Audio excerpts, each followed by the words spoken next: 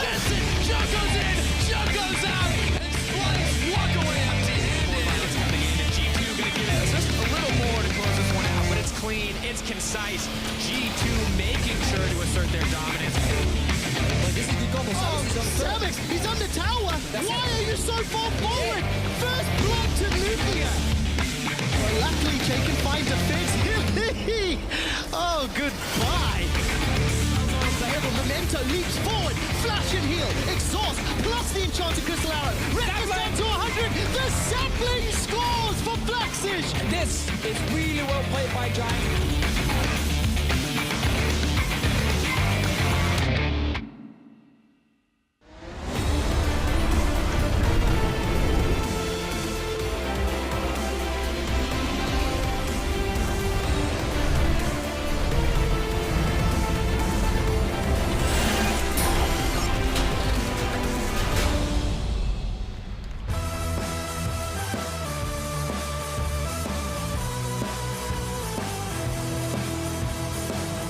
Good evening, ladies and gentlemen, and welcome to the EU LCS studios here in Berlin for our coverage of Week 3 of the Spring Split. We'll be bringing you two best-of-3s tonight, and if they're anything like the split so far, they're absolutely sure to be explosive. Earlier today, we saw Vitality and H2K setting up on stage for their showdown in our first matchup.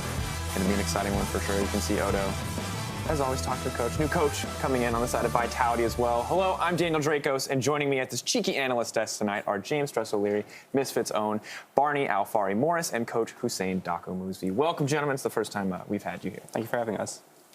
Good overall. Excited Not the first time for me. But not the first time for you. It's good to have you back. Lots you of know, games. always excited to have you here as well, Stress. I don't want to disinclude you from the action. Of course, here's how the standings look on day 2 of Week 3 of the split after our 2 matches yesterday. Yeah, and you know, yesterday we saw Unicorns of Love continue their streak 4-0. Not a lot of people would have thought that coming into the split, but they have been the strongest team over in Group B, and you can't take it away from them. And as good as Unicorns have looked, of course, Misfits, you guys had a fantastic moment yesterday, coming out on top over Fnatic. Technically tied for first as of right now, but of course, G2 will play a series later today to see if you guys can maintain that tie. That might change. It may change a little bit, but talk to me a little bit more about the series that we saw yesterday between you guys and Fnatic, because I'll be honest, we didn't expect you guys, or I didn't. I don't want to speak for everyone on the broadcast. I didn't expect you guys to do so well, but that was clean, that was confident, that looked fantastic. I think a couple of things played into our favor for the matchup. One, I think over the past 3 weeks, we've been improving a lot on our vision and just our mid to late game decision making in terms of engages and just how we control the map. So I think we showed that yesterday. And then along with that, I think we got a bit lucky with the picks that we ended up getting and the picks that Fnatic brought to the game. And I want to stop on one of those picks. Alfari, we had a discussion earlier in the week. What is it that allows Jace to be such a force in the top lane? Is it Courage of Colossus, lethality, everything mixed together? Well, on the new patch, which we played versus Fnatic on, Coach of the Colossus obviously got nerfed, and tanks are typically good picks into Jace. So Jace is obviously like a really strong flex pick as well. So I think these changes made Jace like even stronger as a top laner, also as a mid laner, just as a pick in general, which is why it's a really strong pick now, I think. Of course, though, it also felt a little bit like we saw some kind of fumbles on the Fnatic side. Did you feel like they were playing at the full strength there? What do you think was the big kind of vulnerability on their end? I think we're surprised that they put so much on Caps, so much pressure on Caps to perform, because he is the newest member on the roster and he's very much a rookie to how to play the game. And then they went twice into a 1-3-1 comp, so that itself seemed a little bit weird to me. And then along with that, I think our vision was really good. So they didn't play properly to the vision they had on the map, but it was also difficult for them to find play since the map was so dark for them so often. And especially with those vision improvements you were talking about, I mean, so as an amazing with the culprits that just time after time ended up getting caught out, especially in Game 2. I mean, hard for us to watch, hard for Fnatic fans to watch, but of course you guys had to have felt pretty good about it overall. We're not complaining. Yeah. Definitely some highlight moments coming out on 2. The Ivern continues to be this absolute powerhouse in Europe, and I got to say, like, across the board, it feels like Misfits are playing much cleaner. We saw improved Baron setups, and you kind of said the team has been steadily improving, but it really did, I think, from our perspective, feel like a massive change between Week 2 and Week 3. Did you guys feel that as well, or is this kind of the pace that you've been on the whole time? I think we felt the biggest change between the Roccat game last week to the G2 one. Even though the G2 was a loss, I think we put up a pretty good fight. And I think our vision in the G2 series was fairly good. It's a lot better this week, but it's something we talked about for a whole week, all the way back from Roccat. So we've been improving on it for like 7 to 8 days now, and I think that's what ended up showing yesterday. Yeah, well, speaking of G2, we will, of course, see them play in our second series today as we bring up today's schedule. Of course, 2 more matches is going to be exciting. First up, though, not going to be G2. It will be Vitality versus H2K before we see Giants and G2 Esports clash later in the day. And honestly, guys, I just want to focus right in on this first series. Vitality versus H2K.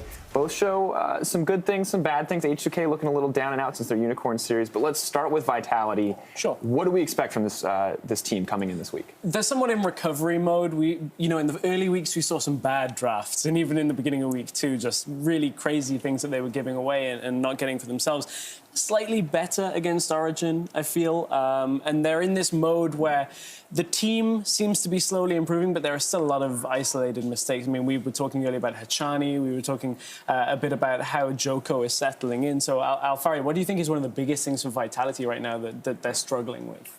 Well, I think Hachani, obviously Hachani's been mispositioning a lot, particularly in the mid and late game. And Vitality overall, they've looked not very great. Like when they have early leads, like particularly versus Origin, for example, like Wisdom was 0-5, and then they still managed to make this game close somehow, which should be like kind of impossible, especially versus Origin, you would think. But Vitality have just struggled a lot, like particularly mid and late game.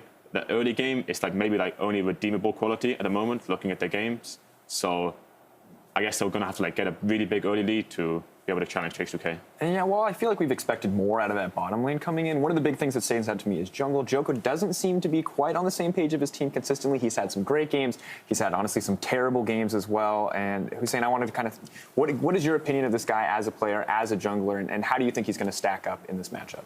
Well, I think he's new to the current setup of the jungle role. He's going up against really good junglers in Europe this season.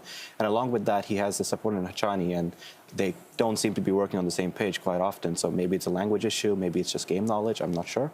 But I think that's causing a lot of issues for Vitality as a whole because they're not able to use their laners and support and jungle quite in sync quite often.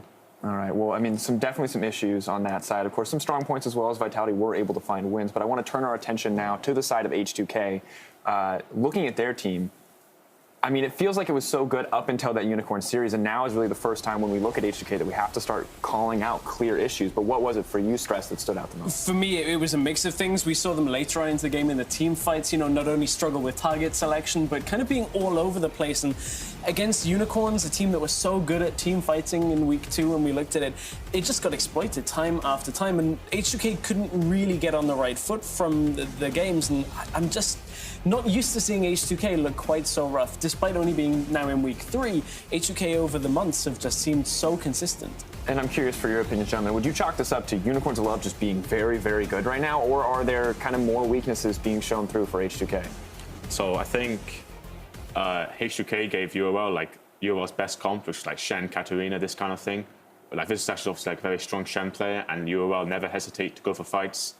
And they played the team fights very well, UOL. I don't think it's like necessarily H2K playing like really badly. Like they didn't play great, they played okay. And UOL just like, they had a lot of practice with this comp, they played very well with it, and they looked better. Yeah, it was good to see. Of course, I think overall, just Unicorns is probably the best team fighting team in the league. So it's one thing that they are able to exploit this weakness in H2K.